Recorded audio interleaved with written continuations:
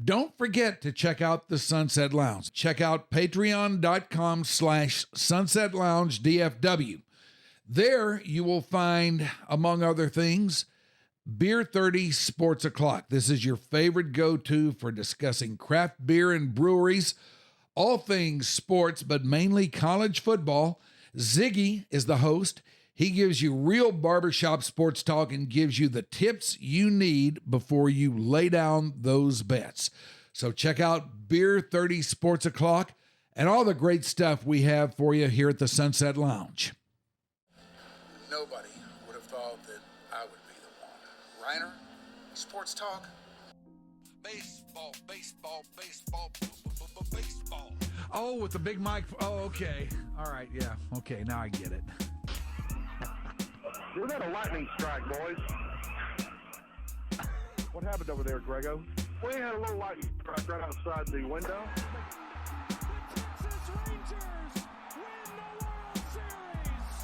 All right. Here's a tip for all these Americano League teams. Wait, you said tip? Yeah, tip. Okay. With a P. Keep jamming. The ticket, colon, nothing but a big Gen X jerk-off say. This is a cool night or what? Although somebody would hear that and go, bullshit. I'm back, bitches.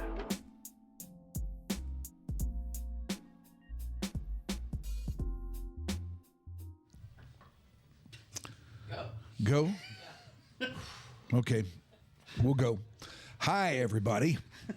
It's another episode of Your Dark Companion. Another episode that I'm quite not really ready for. But nevertheless, it's rolling, man. It's rolling. So am I. It is Monday, the 24th of March. What's it like out there today? We're going in the morning. We don't normally do this in the morning. You haven't even been outside today, have you? No, I haven't been outside today. What's it like out there? Yeah, a little chilly, but Really? not bad. But All it's going right. to be about 80. We're Okay. going to have the roof open at the ballpark tonight, I believe. All right. This should be So- a nice day here in the D for everybody. I always like to bring that up because we have people in foreign ports who used to live here and they wonder what's going on. So we try to bring you a little taste of that here on Your Dark Companion. Do a little nude sunbathing today, if you'd like to. If you got wanted a nice to, you backyard. could. Yeah. Got a big fence. Yeah, that's right. If I wanted to, I could. Yeah. I Get could. some sun on And you know that what? butt. I just may. Maybe you'll do it live. I just may. He does not have an OnlyFans account for creators. I don't think he can. I can start one.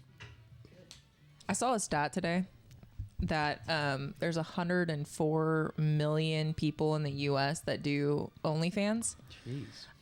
And so it's 104 million people that do OnlyFans, and they're women of the ages of 18 to 24. So you'd be a brand new demographic. Okay. They've got a good spot for you. You think there might be an OnlyFans fit for me? So. I think so. I don't know, man. I think even in my heyday, I wouldn't have done that. I don't know. Back on the Freak, we always used to talk about you doing the Christmas beehole reveal. I don't need to know what that is. Just think about it. Well, why don't you tell them? Why don't you tell everybody? It's where you show your beehole on Christmas. Nice gift for everyone. Kevin already did that for all of us. We're Pretty good. much, yeah. We saw his butt get tattooed. Did you hear Yep. about that, Mikey? No, I didn't know I could talk yet. Yeah, you can talk whenever. Oh, good. All right, this is Yeah. the great Mike Bacsik. Hi, Mike. He is our guest today. Yay. I have plenty of questions so far. First, when I heard of OnlyFans, I thought somebody created a damn website based off of Kevin Turner and where he went to high school and stuff. That was the first. OnlyFans? When I first heard that, I was like 400 people want to know about Only Texas. Then I found out it's a porn thing, correct? I've never been. Apparently. They thought it was they were going to try to make it food, but it's definitely porn. And so when you say how many people, 100 something million people? 100.4 million creator. No. Start over in 1.4 three. million creators. 1.4 million creators are from the U.S. Oh, okay. Because I thought you said do, and I was like, that means 104 million Americans are doing only people? Doing only people. Like, well, only the creators, don't they like have sex with their followers or something? Or am I crazy? Well, I imagine some do. Do it in front of their followers for sure. Okay. But I don't know. Okay. I don't know enough. Yeah. Ashley's our OnlyFans expert, apparently. Yeah. I don't know enough either. Great start. I literally saw that It this is a great morning start. on my way here. Like, it was the most random thing. I saw, oh, hey, OnlyFans, like, popped up, and it was giving all these stats about it. And I was like, I didn't know I need this on a Monday morning, but now I guess I did need I it. say it's going to overtake your algorithm. But yeah, so Mikey, after the Rangers won the World Series, I think you remember Austin Hedges, would go into the clubhouse every day with a number on his butt, signifying how many more wins they needed to win the World Series. Kavanaugh made a declaration that if the Rangers won the World Series, he would get the number 0 tattooed on his butt. Oh, and did he? And he did. We had him on the air during the whole time. Like, he was on a, table that we brought in, tummy down, and just the whole time you could hear Tummy down and butt up. Yeah, you could hear the needle buzzing, throughout the whole show, and every now and then, Shoopy and Julie would just be kind of talking to each other, and you hear Jeff go, just because he's groaning because it stung or hurt. Is it a Ranger 0 or is it just a 0? It's the Rangers font. Okay. So it All right. looks pretty good. Like, he's got a decent butt. Well, Mike, It's toned. Kavanaugh lied to me because I made a bet with him one time because he thought 2017 was going to be a good year for the Texas Rangers. And, he's not circumcised. And so he's like, I bet the Rangers make the playoffs. No way after 15 and 16. And I was like, well, if they don't, you have to get circumcised. Still uncircumcised. So he still owes that one. He's 1 for 2. Can you do that when you're an adult? Pretty sure you can. Yeah. I'm sure it hurts a lot more. I'm sure it hurts as a newborn I was baby. going to say, it You does feel good. They just you just count on don't you know. not remembering it Yeah. because you're so young and tiny. I can't imagine doing that if you're anything other than a newborn. Yeah. God. It's tough. But that's calves for you. Yeah. It just leaves the anteater alone. All right, before we get into Rangers talk, Mike, I want to see if you remember this. So this is, I believe, 2008. I want to say the year's 2008. I was on the ticket and on the hard line at a gas station. You and Corby, you'll remember the timing of this. I don't know exactly when Grego left the show, like what year, what month. A year before September 2007. So I think you guys are still thinking about adding a third person to the show. Yeah. And my baseball career is coming to a close. I was hoping it wasn't, but it looked like it was. And so you guys had a remote, like at a gas station. And I was part of that show. Do you remember at all doing a whole show with me? Yeah. Yeah. Did you go to Cat immediately and say, not the guy? No. I was a strong proponent of you. Yeah. Because I thought you were really good, and as you matriculated over the fan and everything, you just got better and better and better. Which brings us around to this question. How did your new post come about? That's interesting because I didn't know it was going to happen. So the Rangers win the World Series in 23. I do 2 games in Washington. Dave Raymond took that series off. It's right before the All-Star break. CJ Nikowski bumps over to the play-by-play guy. I'm the color analyst, do a couple games. So Rangers win World Series, already vacation planned in Mexico with wife. And we're sitting at the pool having drinks. And she asked this question. She goes, if you could have your dream job, what would your dream job be? And I go, well, it'll never happen, but I'd love to be like the color analyst on radio or television for the Texas Rangers. So, it's just having drinks at the pool in Mexico. Sure. And she's a doctor, and she goes, my dream job would be a librarian. And I thought that was a weird answer, but she just loved to sit in a library and recommend books and read books. That would be her dream job. And shush people. Yeah. And tell people quiet, please. It's not bad. So I'd like that too. So You love to tell people to shut up. Yeah. 2 weeks later, Kavanaugh told me to shut up a lot. 2 weeks later, John Blake calls me up and says, hey, it looks like CJ Nikowski's taking the job with the Atlanta Braves. Are you interested at all in being our color analyst on television?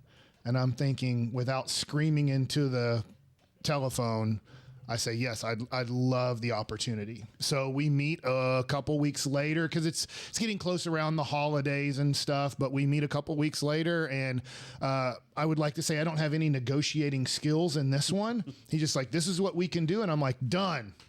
So last year got approximately 50 games, and it went well. And as soon as the season was coming to a close, John Blake was stepping away. So Angie, who has taken over that job, she's awesome. Mm-hmm. She says, hey, we think we want you to be the main guy. Because last year was kind of a third Valley, a third Murphy, a third me. Right. And so like we want more of a main guy, but we don't, because they're like, how many games do you think you can do? And I said, 162. And they said, well, we don't want to do just one guy doing every game. And so I said, you tell me how many you want me to do, and it's done.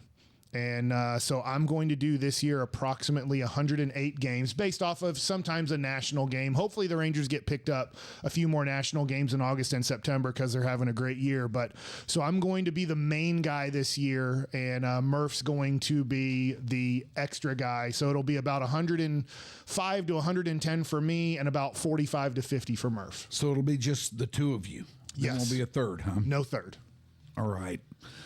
I like this. I think this is good because I think you're really good. Well, thanks. And I'm really looking forward to watching you, get a feel for the better feel for the gig and just turn into whatever you're going to turn into it in it, man. I think Dave Raymond is such a great leader. Oh gosh. I mean, he does a good job of bringing humor. He's serious, but bringing kind of a little bit of sarcasm, a little bit of humor, which I think some of the audience is picking up on, but he's good enough where some of the audience isn't picking up on it. Yeah. And I guarantee you, with that guy, more do than don't. Yeah. But see, he knows how to pull it off to where he can do it without turning the whole thing into a joke, Yes. And that's the real trick to it. That's where his genius lies. Yes. And I love working with him because I'm a weirdo. I'm a left-handed pitcher. I can. You've heard me on the radio. I can get a little bit off topic. Yeah. And I'm fine with that. And I feel like in the jobs that you've had, that I've had, I feel like there needs to be a little ADD for that person to be good at that job. I think to just be straight and arrow and just kind of, I don't want to say follow a script, but just follow the run sheet and just stick to the run sheet. Yeah. I don't know if that's good. Hey, I know no other way myself. I can do no other way. Yeah. If somebody wanted me to be straight and serious all the time, I would not be at my best there. I probably could do it, but that's not the way I vision myself. I don't think that's who I really am. Yeah. Well, I'm just glad that this is all working out, and because I think I mean, everything I've heard you do, I thought you were really good at. Thank you. I loved you at the Fan. Thought you were about the best thing they had over there, with the possible exception of Cavs, who is quite one of a kind. Yeah. As I would find out. I love them. We talk, I won't say every day, but we text and talk here and there quite a bit. Yeah. Yeah. I hated when he left. It hurt. I might have said some things I shouldn't have said in behind closed doors that I was really mad that they were, going to let him go without fighting. But that makes no sense. But that's radio. Yeah. That's the nature of the game. Things happen that you just can't account for. Yeah. You just can't imagine what kind of world this is where things roll out the way they do. That's just part of it. Yeah. And now I'm done with radio, which has been a little bit of a change. It's this is I believe, starting week 4 for me not to be on radio. But there's just no way. I know Norm Hitchkiss did it. I know other people have done it. I can't imagine doing 2 to 4 hours of radio Monday through Friday and being able to really have the energy, enthusiasm, and the information you need to do a 9-inning game. And the fact that Norm was able to do that, traveling and all that too, he would do the show on the road and all that, and he was doing the morning show. Like, it's just insane what that man's work ethic still is incredible. But back then, just, you know, I remember being at his house when I was his intern and helping him through his surgery and seeing all the different articles from the Dallas Morning News and all that, just talking about, would do the morning show, would do a play-by-play somewhere, would fly somewhere else, do a show from his hotel room, and then do another game that next night because it's baseball. Yeah. You got to be a freaking It's machine. insane. Yeah. Well, and he didn't even have an off season. He would then go into Mavericks with Right. HSE. Yeah, he would. I mean, he was the guy on HSE. If HSE was doing something, there was Norm. Yeah. He was going to be there, and that was that. Yeah. That's all there was to it. He was just, and really still is, an amazing cat. Yeah. We had him on here with us About a month ago. Yeah, about 2 a month months or so ago. We got him on again in a few weeks. Yeah, and the thing just blew up, man. Yeah, everybody just loved seeing Norm. Yeah. I mean, believe it or not, Mike, I watched this. So yeah, I saw where Norm was talking about how he misses kind of that daily routine. Maybe not doing play-by-play, but missing the daily routine of his 2-hour show. Mm-hmm. And I don't miss it yet. It's just a different routine that I'm getting in. Sure. And obviously with the Cowboys every year, just same storyline. It just, all it is rinse and repeat for the Cowboys. And I got tired of that. I told at one point, one of my last months or so on the show, Kevin Hagelin, who kind of leads the show, Corey was out. And I said, hey, if we have to talk about the safety situation today, I said, I know you hate mustard. Do you want to do a 15-minute segment on all the different types of mustard and how much you hate all of them? I was like, I do not want to talk about the 4th string safety for the Dallas Cowboys. I don't give a crap. So I was like, bring somebody else in if you want to talk about what they're going to do at backup safety in the offseason. Well, you know, every topic, and I know this is going to come as a shock to some people, but even the Cowboys has its limitations. You know, there's a ceiling out there on it somewhere. Now with them, it's a very high ceiling. It's a ceiling that most of us don't bump up against too much, but if you are the Cowboys flagship station, you're a lot more likely to than others are. Yeah, and it's a lot. Obviously, you did it, but it's a lot of football talk, a lot of Cowboys talk. And gosh, if the Cowboys were what they were 30 years ago, fine. Yeah. But for 25 to 30 years of almost a rinse and repeat type of cycle, it's just it was wearing me out. And I love baseball. I'll say I loved basketball. I'm pretty ticked off with where the world of basketball is going, but it just got to be, we get to do another Cowboys topic. Awesome. I was like, I couldn't wait to talk baseball just because I was like, there's so many topics about baseball and I get it. It does not run Dallas-Fort Worth. It does not run the country like football and the Dallas Cowboys do, but I would get really excited when it was my time to talk about baseball. Well, I want to talk baseball with you too, but as long as we blew by this subject, where were you? For the championship? No. For the game? No, for the trade. I was in bed. I had just turned off the television and I was going to sleep. My son is coming back from, I believe, his girlfriend's house. And he calls me up and I'm not asleep yet. So I answer the phone hoping nothing bad has happened. Like to him. Yeah. And he goes, the Mavericks traded Luka. And I'm like, no, they didn't. And he goes, Dad, they traded him to the Lakers for Anthony Davis and a 1st-round pick. And I'm like, yeah, this is some stupid shit you're talking about right now. Who told you this? And stop doing this. Stop saying stupid things. There's just no way. And I'm like, and he's like, are you serious? You haven't heard this? He's like, you need to turn on the television right now. And so I'm like, all right, where are you getting this crap from? There's just no way it's true. I'm thinking there's no way it's true. And I turn it on and, YouTube and stuff like that have all of these people. Like there's all of these shows. Luka's been traded to the Lakers. And I'm like, you gotta be kidding. Like it took, I don't even know if it's really sunk in yet because when I won't watch basketball anymore. when I see him in a Lakers uniform, I'm just disgusted by it. And I'm like, I can't watch this. I changed it one time and my wife was sitting on the couch with me. She doesn't care at all about sports. And I'm like, that's just disgusting. And I changed the channel. So I love Dirk more than I love Luka. I saw all the problems with Luka. I had heard behind the scenes all the problems with Luka. Fine. You hate Luka, trade him for 5 first-round picks, 3 big-time prospects, and say, it wasn't going to work, but we got everything. We got the bag for him because in the history of basketball, a 25-year-old first-team All-NBA guy consistently, a guy who just went to the NBA Finals, who just beat Shai Gilgeous-Alexander, who just beat Anthony Edwards. You don't trade him unless you get the world. Unless you win the trade. Yes. And you win it big. Yes.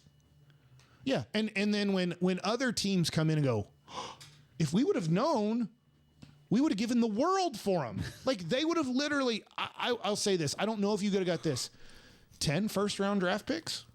Like I know, like pick swaps at least, like 5 that come to you and then 5 that you get to swap and get the best pick available out of our 2 picks. I don't think that was out of consideration for Luka. I don't think it was either.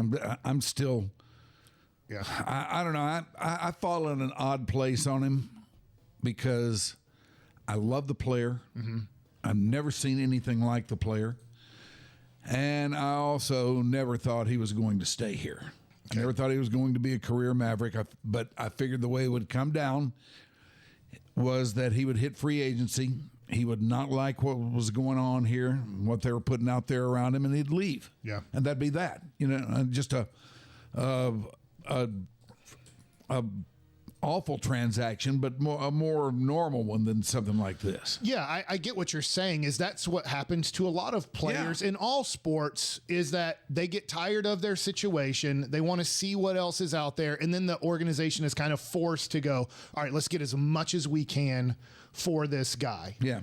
And they were saying, well, that was probably going to happen 3 or 4 years down the road. All right, you can wait a couple years. You just went to the NBA Finals with the guy. Or if you want to do it now because you're so tired of him as a person, then you get everything for him, everything. And I'm so furious. I can't watch. I can't watch the sport. I was mad at the sport anyways by guys sitting out games like Popovich, great NBA coach, one of the greatest of all time. He also kind of ruined the sport. Let's be honest about what he did with the San Antonio Spurs by saying, I don't need to play Tim Duncan. I don't need to play Kawhi Leonard. I don't need to play these guys. And it worked. So the rest of the NBA said, why care about the 82 games? Why not just play about 60 of these games hard and 22 of them just throw down the toilet? That's not good for the product. But now the rest of the league says that's how you're supposed to do it. So it's not really good for the product. And then when you're a Dallas Maverick fan, I don't know. I feel like it's unique here because we did have Aguirre and Blackman start the franchise for the most part. Mm-hmm. So we're used to our guys making something of the product and we follow our guys. And then we tried to go down the road with the 3Js. It ended very fast. Then Dirk came and it was 20 years of this is unbelievable. This is our guy. And then Luka, and you're like, oh, this is going to be an awesome transition that we kind of get in our town, our guys always leading us. And now did you really think that though with him? Here's what I thought. I knew that his weight issues, his injury issues, his attitude issues, I didn't know a lot about possibly, I'll say, like, allegedly off the court, his possibly drinking issues. Mm-hmm. I knew that at like 32 or 33, his career was going to come to a close. But I did think I have a buddy who is an agent in basketball. And he said, Bill Duffy, I believe, is Luka's agent. Now, this guy is not part of Bill Duffy's team. He said, Luka loves it in Dallas. He runs the thing. Like, it's his organization. Yeah. Now, Nico comes in and starts kind of maybe changing that a little bit. But Nico, from what I understand, from what I've heard, asking questions, is Nico being a Nike guy, being a shoe guy, he was recruiting high school kids, college kids, or guys young in their NBA career. And there was a love affair both ways. You have to love them so much that they want to be part of Nike, and they will love you so much because you're giving them more money than even the NBA organizations are for playing basketball. Right. So there's just going to be this love affair between you two people, whether it's Kobe or Anthony Davis or Kevin Durant or whoever it is there was no love affair with Luka. Luka's like, F this dude. I don't have to do what you say. I don't love you. And I think Nico couldn't understand that. And now, if every organization traded every superstar that didn't get along with the front office or the general manager / president, then that team will never have great players. Yeah. Now, Nico, for a short term, has guys that still he signed to Nike deals. Kyrie, Anthony Davis. I think they almost traded for Kevin Durant. And I'm not going to... they'll probably trade for Kevin Durant or try their best to trade for Kevin Durant in the offseason. I think it's a horrible decision, but I think he's going to give up all his draft picks and everything to go get Kevin Durant and have Durant and Anthony Davis and Kyrie Irving here. I'm not going to watch it, but you got to let Nico, this thing of firing Nico, hell, he's already taken you down this horrible path. You might as well see how far he's going to take it and see where it goes. But he only wants guys that love him. He does not want to deal with star players that don't want to love him because he's going to love them back. When Kyrie got hurt, he made Kyrie out to be the greatest teammate and greatest player in the history of basketball. Compared him to Kobe. He has been great here in Dallas. I will give Kyrie that.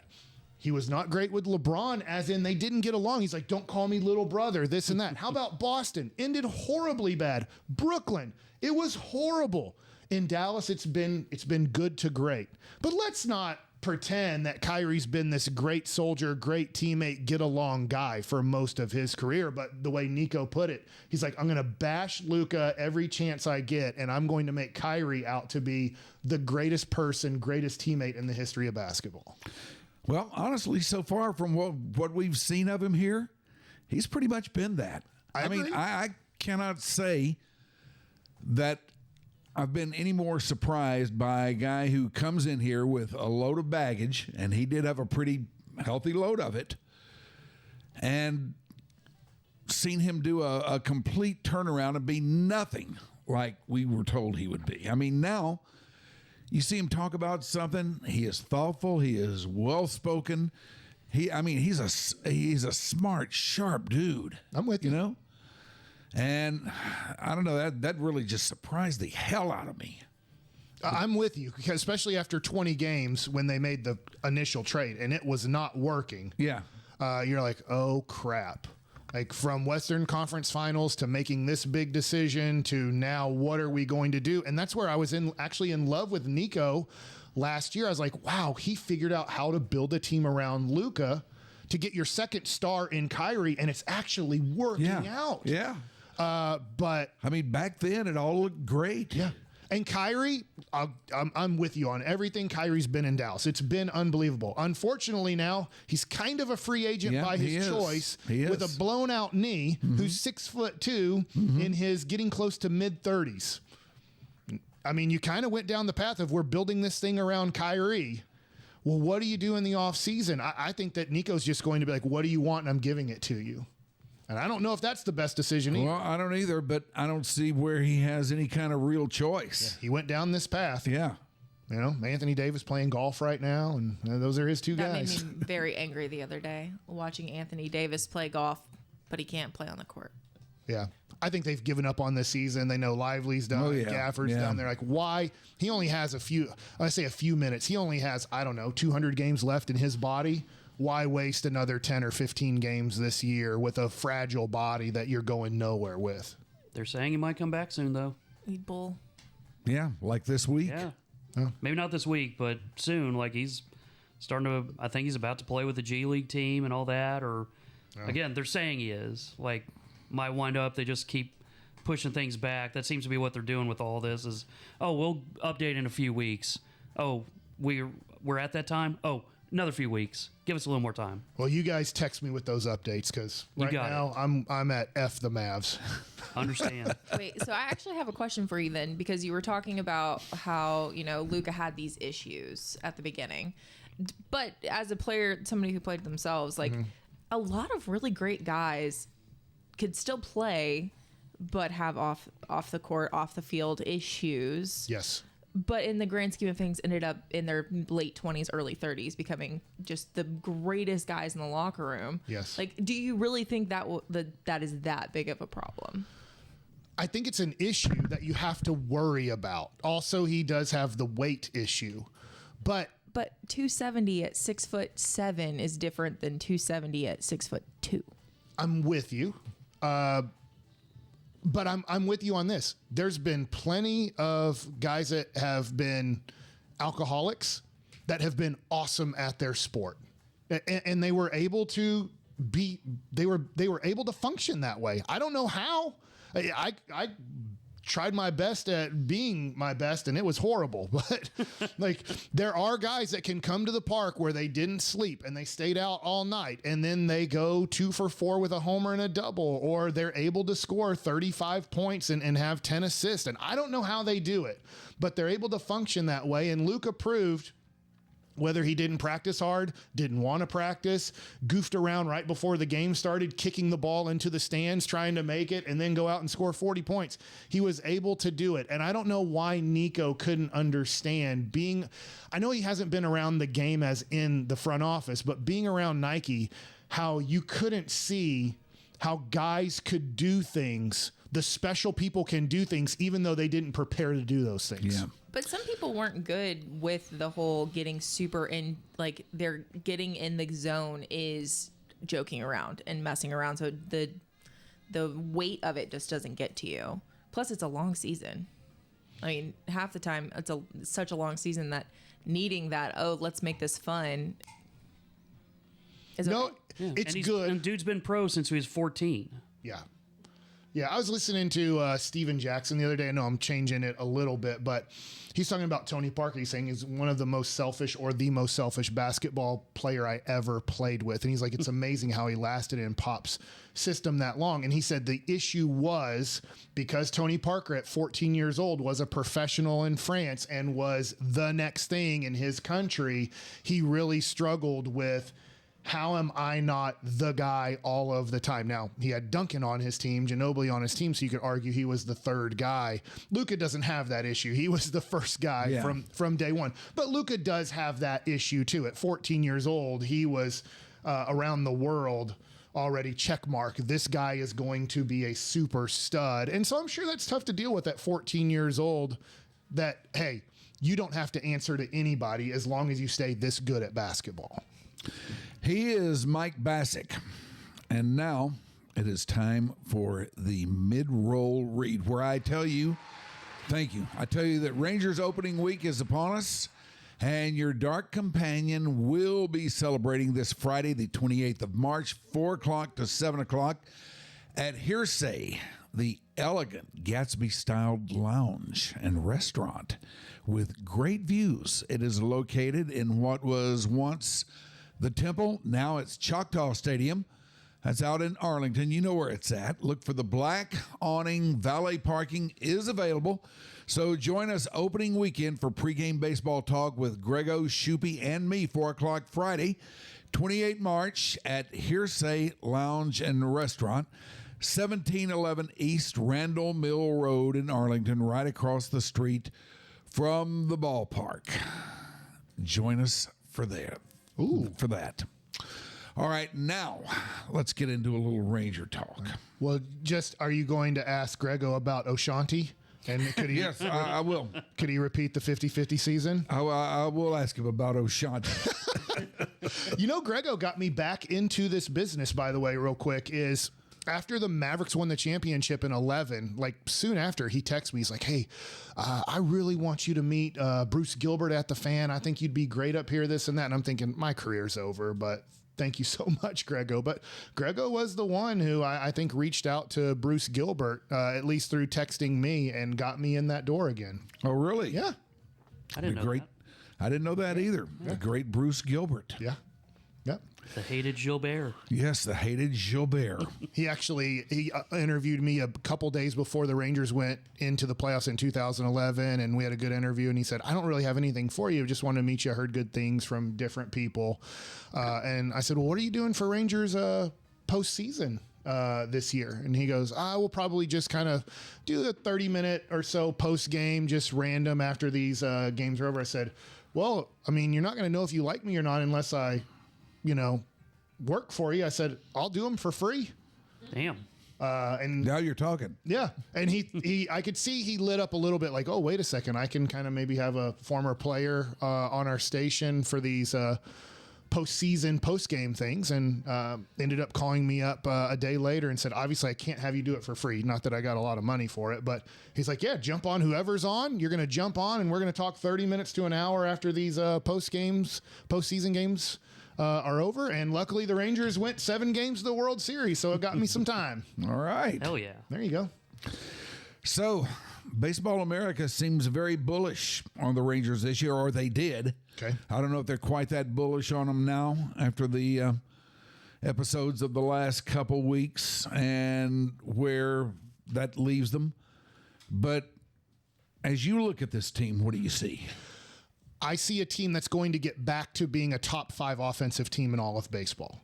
I think everybody was shocked last year how, let's say, average the offense was and how, at best, inconsistent the offense was. Mm-hmm. So adding Jock Peterson into the middle of the lineup and then Jake Berger at the bottom of your order, the last 2 years, I believe he has 63 home runs. Now, I know his on-base percentage isn't great, but for Berger to have a guy down there who's going to possibly pop you 30 home runs in the 7 or 8 hole, that's pretty darn good. And so I love this team offensively. And then to have Higgy, your backup catcher, I do think it's going to be a 50-50 split with Heim to start the year. And we'll see within 6 weeks who becomes maybe the guy who catches 2/3 of the games. I do think that's a real competition to start the year, that Heim does not have the job as the everyday catcher. I think you're going to see more of a 50-50 split and that play out. But Higgy can hit the ball a little bit too. Josh Smith, great player to have off the bench to use in different ways. I love the team offensively. Starting pitching wise, I'm a little bit concerned. And the 9th inning, I'm a lot concerned. Yeah. Yeah, those things haven't quite been fleshed out the way you'd like for them to be. Yeah. Mere days away from the start of the season. I know you asked me. I'm excited about your opinion. What's your opinion right now before the season gets going? Well, I'm going to be interested to see what the offense looks like. I think it should be. I mean, if everything goes according to Hoyle, it should look about like you project, but I'm all uptight about the pitching for sure, especially the events of the last couple of weeks. It just killed me the other day when Cody Bradford went down. Yeah. Because you could talk about what happened to this thing last year, and people who have followed the podcast have heard me say this many times, but you can talk about everything that happened last year. For me, the worst thing that happened was when Cody Bradford went down, because he had just given him 2 absolutely lethal killer starts. And I mean, I love the guy anyway because he's got great stuff. He throws hard. He seems to keep the ball down, seems to have some idea of where it's going. And you can use him just about any way on a pitching staff that you might need. But I mean, he'd made his way as a starter, so great. Yeah. And man, I fear that the next thing we're going to hear about him is that he's going to have surgery. He's gone for the year. I'm worried about that too. And here's why. They said, well, we did an MRI and it was clean, but he's not going to touch a ball for 4 weeks. This is where those two things don't make sense. Yeah. Wait, so we looked at it. Everything looks good, but because if everything looked good, usually you'd be like, well, let's just give it a couple days or maybe a week in spring training, ice stem, a couple things, and then let's pick up a baseball. There's nothing wrong in there. So I don't know, but I just assume, to your point, there has to be something that maybe isn't as clean as they'd like. Yeah. And then does 4 weeks of not touching a baseball make everything right with your elbow? Not in any world I'm familiar with. Yeah. So I am very worried about that too. But to your point, Cody Bradford, what a perfect mix too. If you have Evaldi, I know not in this order, like where they're at, but Evaldi, Bradford, and DeGrom. What a 3 combination guy where you're going in every game. If that's a series, like, so we're hitting off a fastball splitty guy from the right side who also has some breaking stuff. Then we go against a lefty fastball changeup who's now developed a curveball, long extension, and then we get Jacob deGrom throwing high 90s bastard slider. Like, those are 3 different guys. You're not facing, my dad always told me, I want to say it was maybe Gene Mauch who used to say this, same guy, different number.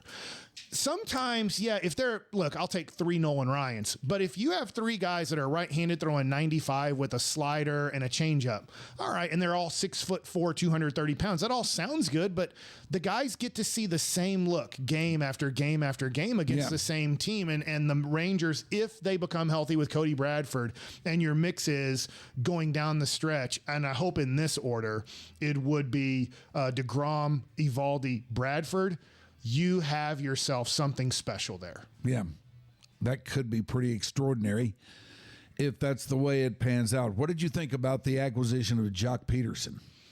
I like it. I didn't know him at all as a person, but getting to know him, I was in spring training for 2 weeks, getting to see him and interact. The team loves him. I mean, absolutely loves him. He's something that they needed. I actually asked Chris Young last year as the season was ending, I was like, hey, don't you feel like the team kind of needs, I don't know, kind of like an attitude guy? Maybe who Ian Kinsler was. Yeah. And then, just kind of a guy who is different. It definitely needed that. And you have... that team last year had 0 definable personality. 100%. And in fact, I told this to people, like, I love John Smoltz. And John Smoltz at times would take the Baltimore Orioles kind of, hey, I'm going to talk from the Orioles perspective here. I'm sure doing a national game's tough because you do have to take a perspective when the pitcher's pitching and the hitter's hitting. What's going to be my perspective right now to give you what this person is thinking or trying to accomplish in this at bat?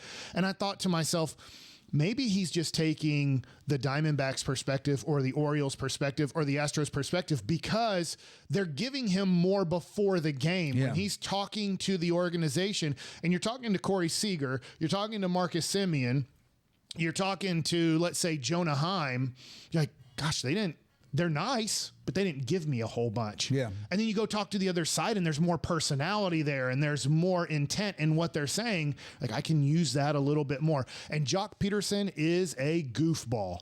And he works hard. It's funny. And this is going to be taken the wrong way. He works hard not to work hard. He's like, no, I'm not doing the stretching. That too. Give me a baseball bat and watch me knock the crap out of this. Don't tell me to go out there and do 10 poles, or don't tell me to go out here and do high knees. I'm good. Just give me a bat and let's go. And he's never wearing the team issued gear, and he's goofing off and he keeps that team loose. Every time you see Jock Peterson this year, watch this. The other guys are laughing or smiling when Jock Peterson's around. You need somebody like that. Yeah, he's a personality. This is 162 games. Yeah. This is a situation where you're going to be around those guys every single day. Yeah. You don't get a weekend away from them or anything like that. Yeah. You're around them every single day. And that's one of the real things that's always drawn me into the game of baseball. It's an everyday thing, and you've got to watch the mix of guys. And over time, we've seen that become more and more of a factor as guys, learn how to put teams together. Yep. And the Rangers definitely needed some of that last year. Yeah, and I love that he immediately talked crap about the Astros. Like, this is our division now. Like, that was awesome. Yeah. Like, that's somebody you need to be like, no, this is who we are, you know? And I feel like, even though I didn't play with Ian Kinsler, I know Ian pretty well through the guys and stuff. Like, Ian was the guy who, he gave no respect to anybody around baseball. It's like, no, we're better. I'm better. And I feel like Jock Peterson, he's different than Ian Kinsler, but he kind of brings that attitude. Nope, I'm better and we're better. Yeah. What about, excuse me, what about the way the bullpen shapes up? So this is where I don't know. It's all it is competitive practice in spring training. Well, yeah. Oh, Robert Garcia. Hey, it's great. He did great. All right. Now, what is he going to do in the 8th or 9th inning against the Boston Red Sox this weekend? I don't know. What is Chris Martin going to do? I don't know. These guys do not have a history of pitching the 9th inning. Or, in a way, Chris Martin does have a history of pitching the 8th inning, but Robert Garcia doesn't have a huge history of pitching the 8th inning. And there's nothing you can really find out to me in spring training about your relievers. Yeah. It's when they get into the action of a 3-2 game or a 6-4 game in the 7th, 8th, or 9th inning, who is going to handle those situations the best. Bruce Bochy, to me, to start the year, all he's going to be doing is giving an educated guess. And he's going to have to let a month of baseball play out before these guys hopefully start having defined roles. Because I think they're going to go with Martin and Garcia as their 8th, 9th inning guys. Mm-hmm. And then based off of matchups, that's scary because that's tough to do. And to know that through 162 games, I'm going to go off of matchup-based situations for my last 9 outs. That's going to be tough. Hopefully guys start figuring out who they are, and it makes it easier on Boch. Yeah, usually if a team is going to be taking that approach and be successful with it, that's what happens.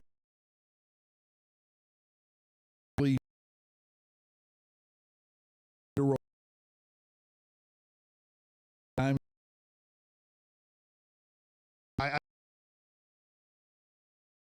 much to put on this person. Teodo, who's going to start off in AAA. Now, they're going to keep him as a starting pitcher in AAA.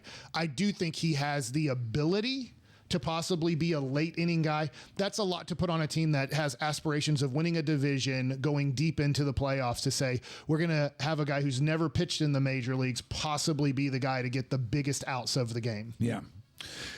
How do you see them using Josh Smith this year? Because, I mean, the guy was the biggest surprise and one of very few things that actually went well last year. I mean, I've always liked the guy. I've always thought there was a player in there, and I was really happy to see, it work out for him. But he was really about all they had that went right last year. To your point, you've brought up 2 guys, and the only 2 guys, and Cody Bradford didn't get to throw as many innings as we'd like. The only guys that met or exceeded expectations last year were Cody Bradford and Josh Smith. Everybody else didn't meet the expectation we had in 2024. So I do like Josh Smith a lot. Here is my hope. That he doesn't play third base and shortstop as much as he had to last year, which would mean Josh Young and Corey Seager are staying healthy on the left side of the field. Yes. He does those 2 jobs well, but if he's having to play 40 games at third base and another 40 games at shortstop, that means that Josh Young and Corey Seager are dealing with injuries. So I would that means he's out there and they're not. Right. And I love Josh Smith the way you love Josh Smith, but Josh Young and Corey Seager are better. So he needs to give those guys days off, but I'm hoping he's not the third baseman for the month of May, because that would mean, well, you're dealing with Josh Young not playing the month of May. So I see him playing some first base. He's actually looked good over there. Really? Yeah. He said to me, I feel so unathletic as soon as I put on that glove. He has a big floppy glove, and he's just probably played with a lot of guys who are like, well, you can't play third, you can't play the outfield. Here's the first baseman's glove. Let's figure it out over here. I don't know. He just doesn't profile as a first baseman for me. He's not big at all. No, like he's my height. Yeah, don't throw it high. Right. Throw it low. Yeah, bounce it. But he has looked good over there. So that gives him another ability. That gives him something else he can do. So he can play. The other thing, too, is Marcus Semien needs 10 games off this year. He should not play 162. There should not be a plan to play him 162. I know they start off with 7 in a row. What if he wants to? I would say You tell him no? Yeah. I say at this point, Marcus, where you're at in your career, what happened last year as you struggled as the season progressed, I would say we're going to play Josh Smith 10 to 14 games at second base. He's going to play 25 games. I'm hoping about 25 games at shortstop, another 25 to 30 games at third base. He's going to play 20 or 30 games at first base and maybe 10 or 20 games in left field and another 20 games DHing. And that gives them 100 to 115 games played. And you're going to probably have to use them more. There's going to be injuries, but that should be my plan. But the thing is Boch, I think this is what's great about having an old school National League manager is he knows how to do that, because when you didn't have the DH, he knows how to use a team. When I played with guys that only were American League managers, but had depth on the team, they struggled with using that depth because they were used to, I just put my 9 guys out there and watch my guy pitch. And when my guy runs out of bullets, I put in a guy out of the bullpen. Boch knows how to use a 13-man position player team. Yeah. Yeah. Where is Bochy headed this year? Do you think this is his last year? From all indications, he says no. Now, I don't know how much longer he wants to do it. Obviously, I always feel like now when an umpire makes a bad call, Boch has time to really calm down because it takes him about a minute to get to that umpire by the time he wants to say something. But I think he wants to do this a few more years, and I don't know this, but here's what I think. I played with Skip Schumacher, who was the Miami Marlins manager. We played on Team USA in Cuba in 2006. And he was manager of the year in 2023 in the National League. That's how good of a manager he was. Well, he got fed up with the Miami Marlins situation, and they fired. I'm sorry, I'm drawing a blank on the general manager, who was a lady. Oh, Kim Young. Yes, and she was doing a pretty good job.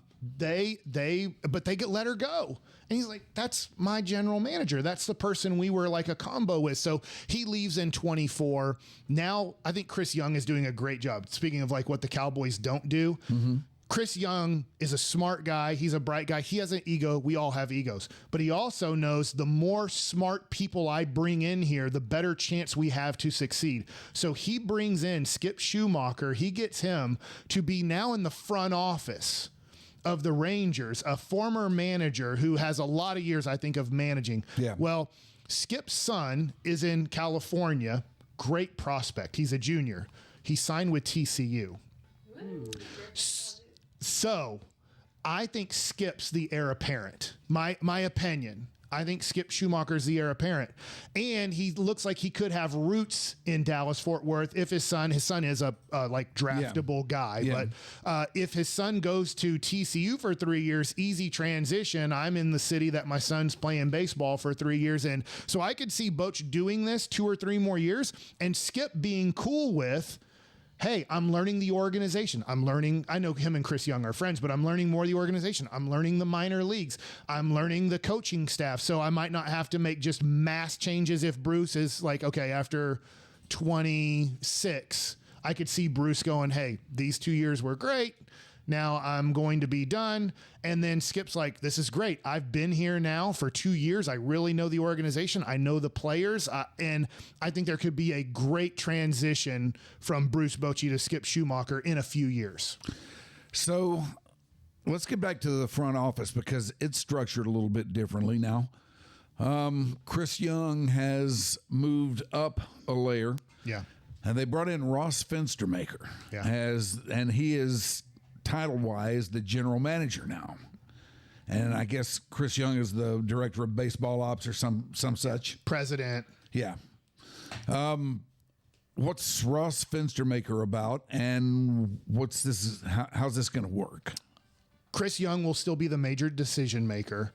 It's almost like, I feel like this, and I'm not, Ross is a great dude. I love talking to him. I almost feel like they just changed the titles that we were used to, general manager, assistant general manager. And that could be all it turns out to be, really. Yeah, to now president and general manager. Yeah. So I feel like that's the setup for the Texas Rangers. Chris is still making, I think, when it's the major decision, whether to sign this guy, whether to trade this guy, I think Chris Young, you can put the blame or the credit on him. Yeah. But Ross is his next guy. He's the guy that is in that room. Not that I've ever been in that room, but he's the guy in that room where he has the next major opinion. Yeah. And so I think that's how it is set up, is that Chris still making the decisions, Chris Young, Ross being the guy second in charge who has a major voice in those rooms. And I really do like Ross. He's worked his way to this position. Yeah. He's been in the organization. I don't have the years correct, but he's been in the organization for approximately 15 years. I could be off by that number, but he's a guy who's worked his tail off to get to this position. And I like those guys. Yeah. Because it wasn't handed to him. Nothing against a Buster Posey in San Francisco, but, you know, a Buster Posey is like, all right, I got done playing. I am kind of Mr. San Francisco Giant that's still alive since Willie passed. And Buster Posey could be great at that job, but it was kind of like, all right, Buster, you were great playing.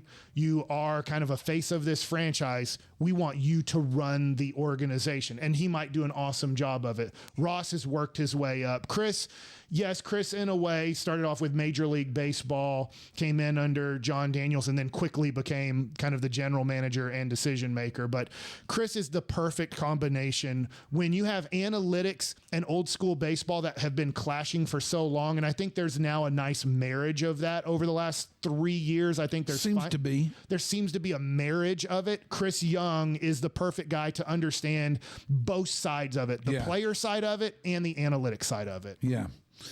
All right. As you look around this division, let me tell you what I see. Okay. And then you feel free to shoot it down, elaborate, or whatever. Okay. The Angels will be the Angels. They won't be able to get out of their own way. I'm with you.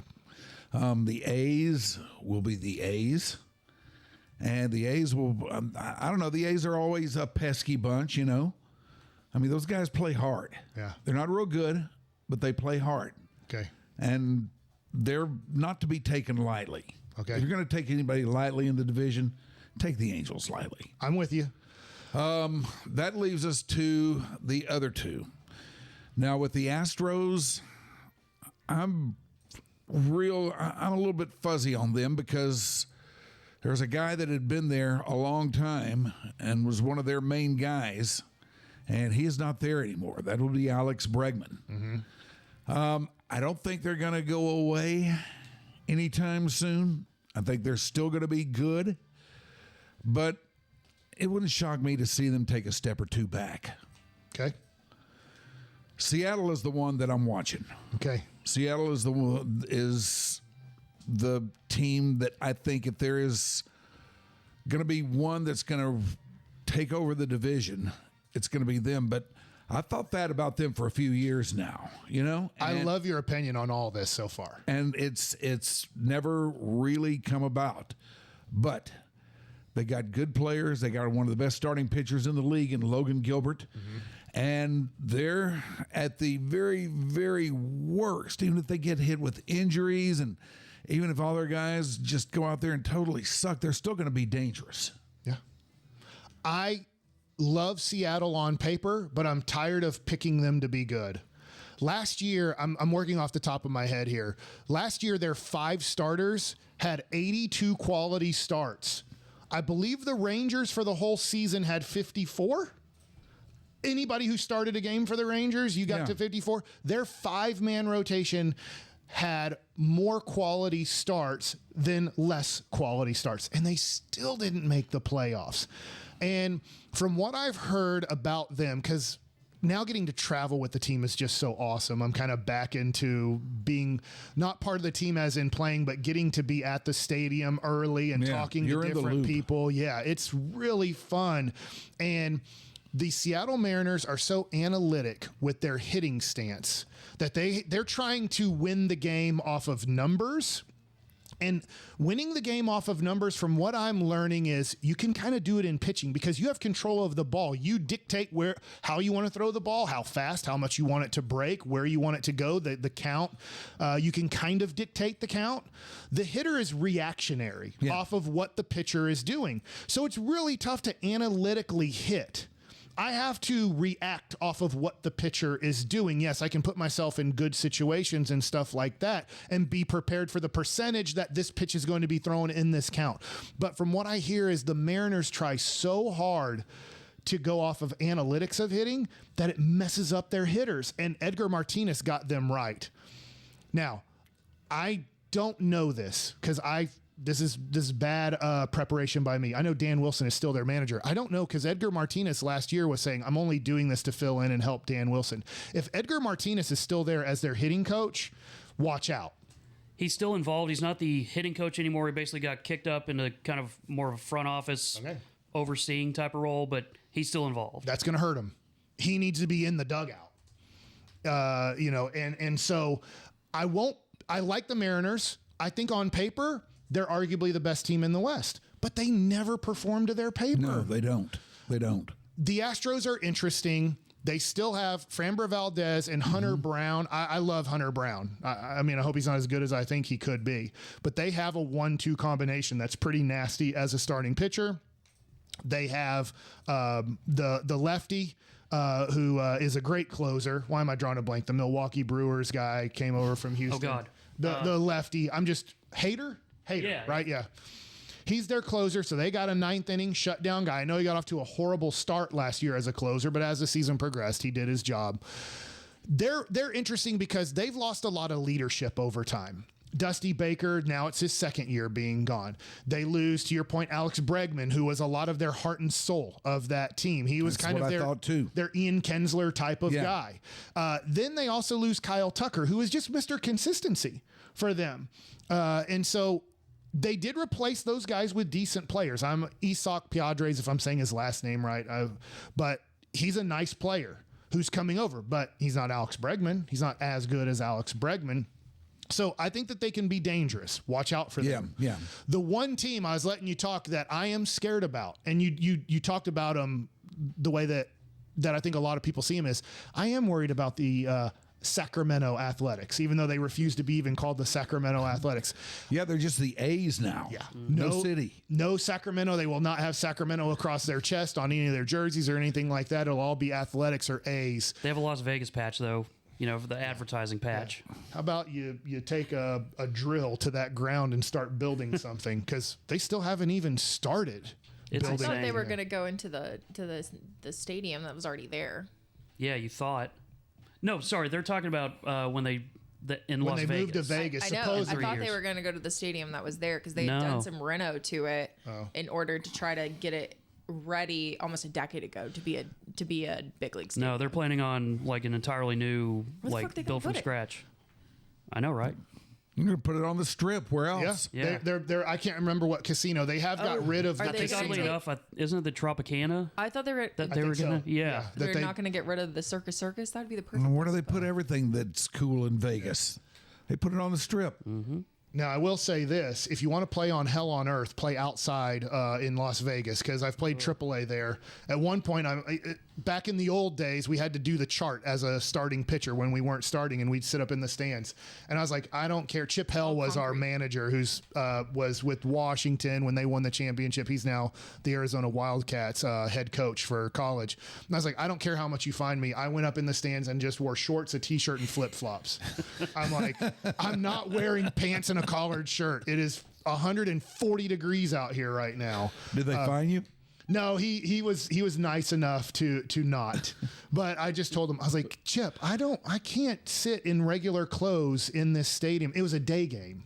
It's like a getaway game. Sounds like fun. In like July or August in Las Vegas. Mm-hmm. But I do like the A's. I'll tell you, the guy who I'm in love with is Lawrence Butler. He's their leadoff hitter. He went down to the minors last year in May. He was struggling so much, and he came back up, and his OPS was above 900. He was crushing the ball. I think the A's are going to play over 500. Whether it's 82 wins or 88 wins, I think they're going to be in that place. And so I'm not saying they're going to win the division, but I think they are going to be a major threat in this division. Only the Angels, who I see losing 100 games, is going to be your pushover. So I feel like those Angel games, Win 9 or 10 of those 12 games. You really need to do that because the A's, the Mariners, and the Astros are going to be battles. You know, I probably shouldn't sell the A's as short as I did because it seems like that team, no matter how bad their situation is, no matter how you look at them on paper and think, oh man, these guys got nothing. Yeah. They always find a way to be better than you think they're going to be. Yeah. And if they have a lead after 7 innings, you're done. I know we got to Mason Miller one game. Josh Young hit an opposite field home run. Yeah. But like, if you get their bullpen, those last 6 outs, if you're losing, you lost. So that's always scary, right? With the Rangers right now, they're winning by 1 run, 6 outs to go. We're going to hold our breath to start this year and hope it works out. Yeah. And that's the thing that I hope I think the Rangers are going to be good. I think the Rangers can make the playoffs. I'll homer it up and say they will make the playoffs. But the thing that scares me is you get 50 games into this season, and I know 23, I don't know how they did it, blowing all those games they did and still making the playoffs and winning 90 games. I hope that we don't regret in July and August going, remember those 10 games that we were winning after 7 innings and we just couldn't hold on to them? And now we're looking up at a couple teams and trying to catch them and just going, son of a gun, if we could have figured out how to get those 6 outs in those first 50 games and we would have 8 more wins, we would be in better shape. That's the thing that scares me going into this year. All right, as long as we're on that subject, how do you see it shaping up? I see the Rangers somewhere between 82 and 92 wins. I'm going to have them right now at 86. I'm talking about the back of the bullpen. How do you see that working out? Chris Martin and Robert Garcia sharing the 8th and 9th inning and just going off of, well, there's 3 righties coming up in the 8th. Throw Chris Martin. Oh, there's 2 lefties coming up in the 8th inning. Throw Robert Garcia. And whoever doesn't pitch the 8th then pitches the 9th. That's what I think they're going to do to start the year until there's maybe more defined roles. Well, I guess that leaves us in a position of hoping that old baseball adage is true, the one that says everybody's got a closer, some just don't know who it is. I hope you're right. And the Rangers never know who it is. The last time we've had a guy that has been the closer that's led the team in saves, if I have this right, back-to-back years? You want to take a guess? You're going to have to go way back, by the way, just to help you out. Oh, God. 2010, 2011? I think it was before that. It might be a little bit after that. It's Joe Nathan. That's the last time the Rangers have had a consistent closer. Yeah. And because he was good. You try whether it was, hey, we think Sam Dyson's the guy, or we think Keone Kella's the guy, or we think Leclerc's the guy, and last year Kirby Yates ended up being the guy. I hate that we don't have Kirby Yates back. Yeah, but I don't like not having Kirby Yates, and I also don't like not having David Robertson. Yeah. Because those two were really, really. There wasn't much about the Rangers last year that was really good. Yeah, those guys were. Yes, they were. Now Robertson's still available. Yeah, he's still out there. But I know this is going to sound bad. I know how much he hates practicing baseball. So now that spring training is over, and he's, I don't know, he's about 40 years old approximately. He's like, I know, I pitched 1 inning. We're like, what did you do in the off season last year when he got to spring training? He's like, nothing. I'm on my farm. Like, he's like, I haven't picked up a baseball yet, and he's like, he's old school. He gets his spring training. He's like, all I got to do is throw 1 inning. Like, what do you guys want me to do in the off season? I'm in shape. Like, my arm in 6 weeks, I can build up my arm to throw 20 pitches in 1 inning every third or fourth day or whatever it is you guys need me to do. So I do think Robertson is going to be available to get. I just don't know when he's going to want to play. Yeah. Or if he wants, because last year talking to him, it was kind of like, if I don't play anymore, I mean, he's tenured, he has the money, he has a family, so I don't know if he's even going to play, but I know that his attitude is, all I got to do is pitch 1 inning. It's nice if you can do it. Yeah. Not many guys can do it that way, but He would come to the park. He's like, why do we have to get to the park? And I'm like, David, like other guys do have to hit batting practice. Other guys do have to work on certain things. You don't have to, but I don't know if it's best for the team to show up to the park at 5 o'clock for a 7 o'clock game. Might kill the vibe a little bit for some people. Yeah, but that's how he wanted. He's like show and go. And you know who would probably be with him? Jock Peterson. He'd be like, give me a bat and give me a cheeseburger and I'm ready to go. It's my guy there. Yeah. All right, Mike Bacsik, thank you so much for doing this, man. That was awesome. I really appreciate it. Really look forward to seeing you working with the great Dave Raymond. Yeah. Truly a one-of-a-kind cat. Yeah.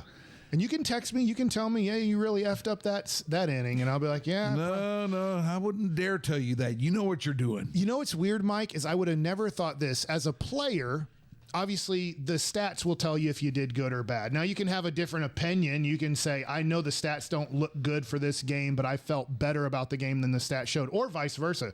Hey, I know I ended up going 7 innings, 2 runs, but I really pitched like crap. I got away with a lot of stuff that I didn't execute. I feel that way after broadcasting games. I can see it. That the game ends and you're like, oh, whatever the Rangers did, they did. But I'm like, ooh, I really like that game. I felt like there were some innings that we had a good flow.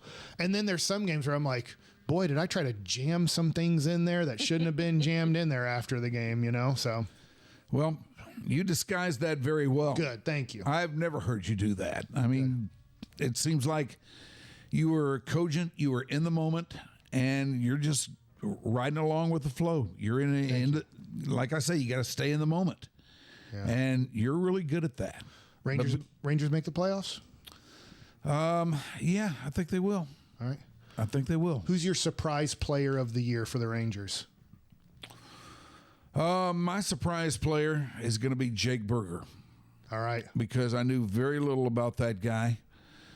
And now I've read up on him a little bit. I've looked at his numbers.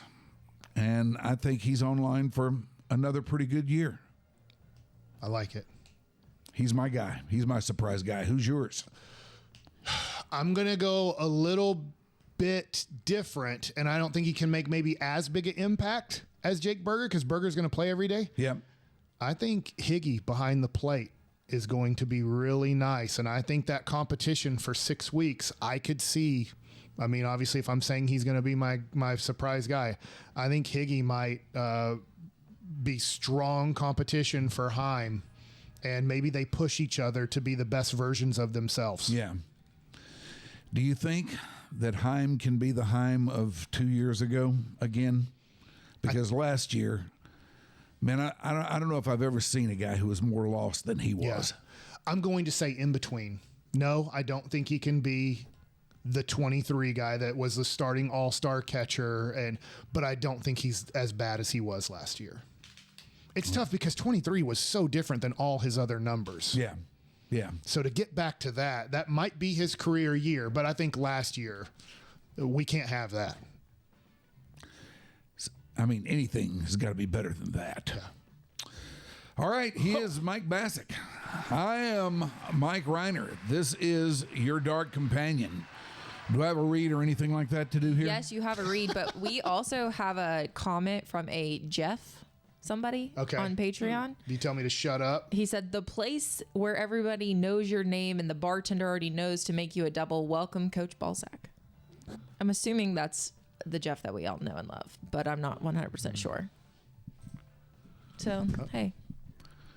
All right, now what does this read I have to do here? Gosh dang it. It's, you got to read about the shirts, and then you got to read about Friday again for me. Thanks, Mike. Okay, let me get shirts here first. It should say end of show, scroll down. Oh, I don't know what Do I need to come fix it? Holy crap, I should have gone through all this beforehand. We doing shirts? We're doing shirts. Go ahead, Bruce. Is this... The film festival is nigh upon us. The Clubhouse Boys will soon be on the red carpet, and one festival they will cover is the Garland High School Real Owl Cinema, or Rock Film Festival. Help us in supporting these kids in art and schools. You can buy this year's Rock Film Club t-shirt at stolenwater.shopify.com. The sale ends April 7th, so hurry and get yours now. That's stolenwatermedia.shopify.com. All right, for the Real Owl Film Festival, huh? I guess so. All right. Hold on. I got you. Also, join us at Hearsay in Arlington. Look at you. He's got us. Or do you have it now? Oh, thank God. Go ahead, Shoopy. No, go you ahead. do it. No, you do it. I just lost the thing. I don't have Fine. it either. Rangers opening week is upon us. Your Dark Companion will be celebrating this Friday, March 28th from 4 to 7 at Hearsay. Look at you, The Cruz. elegant Gatsby-style lounge and restaurant with great views. Located in what was once our temple, which is now Choctaw Stadium. 1711 East Randall Mill Road. Look for the black awning and valet parking is available. What a So pro. join us opening weekend for pregame baseball talk with Rhynes, Grego, and me. I'm Groobs. 4 o'clock Friday, Hearsay Lounge and Restaurant, 1711 East Randall Mill Road in Arlington, right across the street from the ballpark, which is known as Globe Life Field. Is that man a pro or what? No, that sucked. That was excellent, Shoopy. You did well there. It was great, Groups. Yeah, And mainly, you pulled my ass out of the crack, and I thank you for I that. do what I can. All right, this has been your Dark Companion. He's Mike Bacsik. I'm Mike Rhyner. Bye.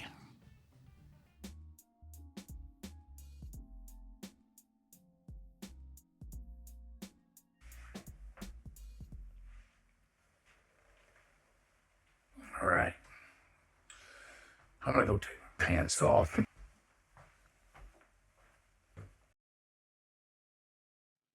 Your Dark Companion is a Stolen Water Media presentation.